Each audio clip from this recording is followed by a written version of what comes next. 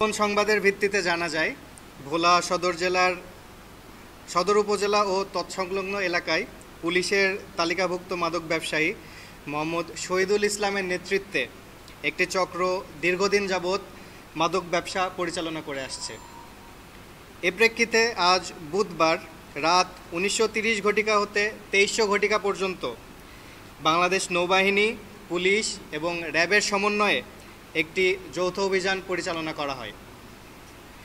অভিযানে ভোলা সদরের বাপ্তা পাইলট এলাকায় মাদক ব্যবসায়ী মোহাম্মদ শহীদুলের গোপন আস্তানা তল্লাশি করে 187 বোতল ফেন্সিডিল, 28 কেজি 500 গ্রাম গাঁজা, 17 পিস ইয়াবা, একটি রামদা, 6টি অ্যান্ড্রয়েড মোবাইল এবং নগদ 32,080 টাকা সহ 5 জনকে আটক করা হয়।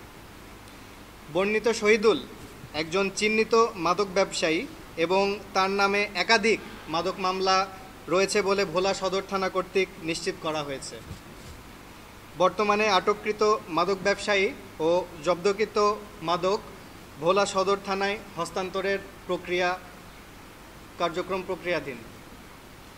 যৌথ বাহিনী কর্তৃক ভবিষ্যতেও জনসাধারণের যান ও মালের নিরাপত্তা প্রদানের নিমিত্তে এরূপ অভিযান অব্যাহত থাকবে।